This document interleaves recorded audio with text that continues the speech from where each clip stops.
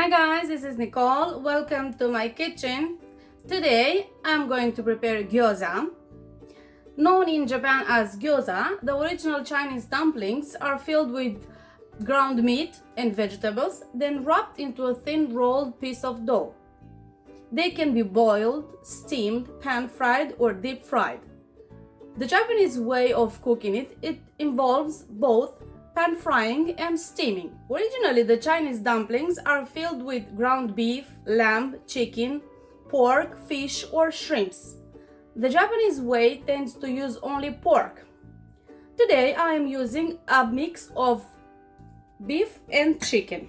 For a pack of 25 dumpling wrappers, I am using store-bought ones. I am going to use 150 grams of ground beef and chicken mixed, 180 grams of cabbage,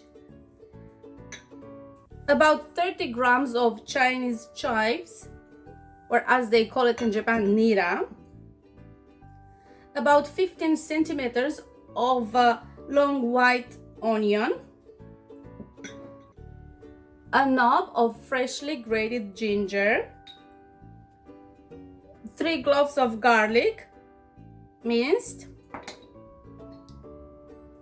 1 tablespoon of soy sauce, 1 teaspoon of sesame oil, 1 teaspoon of cornstarch or potato starch, black pepper, and salt. So on the top of the ground meat, I'm going to add the cabbage, the Chinese chives, the long white onion,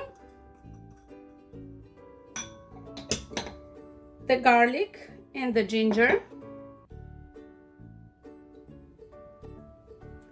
I am going to grind some black pepper,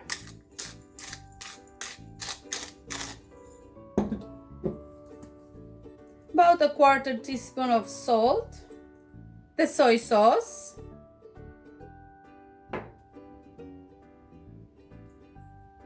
the sesame oil, and if you use alcohol, you can add also a teaspoon of sake. I don't, so I'm gonna skip it, and the cornstarch or potato starch. Now, with my clean hand, I am going to mix this very well.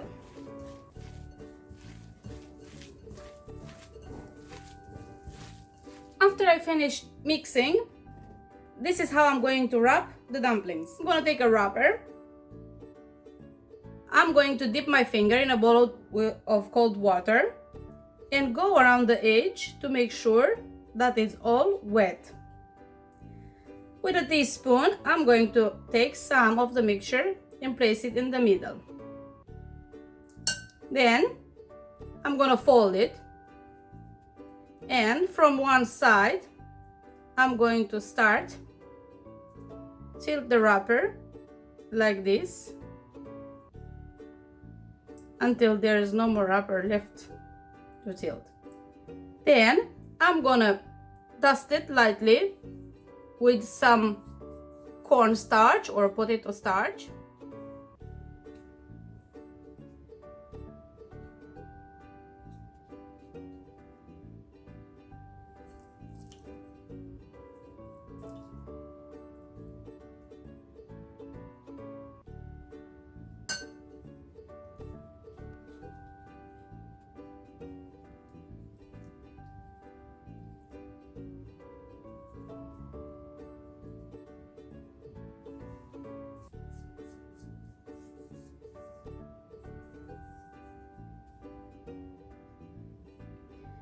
You can freeze this in a Ziploc bag. Make sure that you put them straight, somewhat like this, without touching. You can freeze them up to a month. When you want to cook them, you don't need to defrost them. You just put them as they are in a frying pan and steam them a little bit longer. I'm going to show you later the process of cooking. Or from the middle, you can pitch them in the middle and go this way.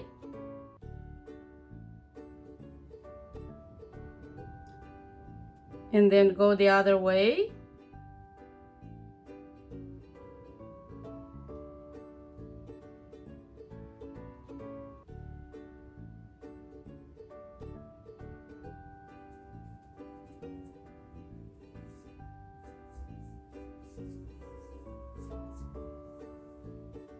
Now I'm gonna finish this and I'll get back to you. When I have finished wrapping all the gyoza, we are going to go to the next step of actually cooking it. This is how I'm gonna do it. I have prepared here a frying pan to which I'm going to add a little bit of non-fragrant oil and I'm gonna heat it up. Keep your sesame oil handy and about a 1/4 cup of water. When the frying pan has heated up, start adding your dumplings.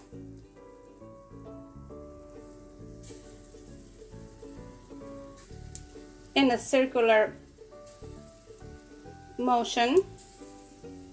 Make sure that your frying pan has a fitting lid.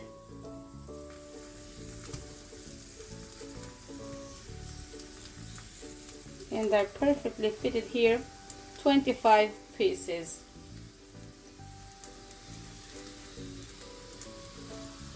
Now let them sizzle a little bit. I'm gonna cover them a little bit. After 2-3 minutes, I'm gonna take the lid off and I'm going to add about a 1/4 cup of water.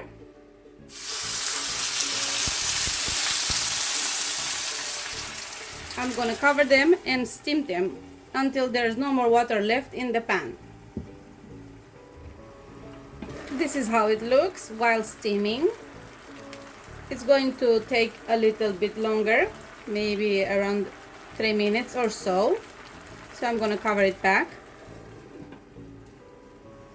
When the water almost evaporated from the pan, I am going to add some sesame oil around the frying pan, a little bit in the middle, and I'm going to fry them a little bit longer so they can form a nice crust under.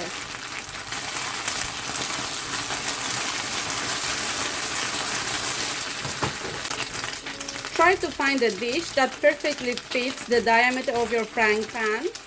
And before you take the dumplings out of the frying pan, please make sure that there is no more water inside.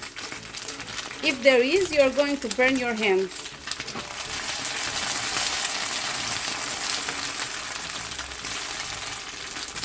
See here? There is some water left, and I'm going to wait until this water forms a crust as here.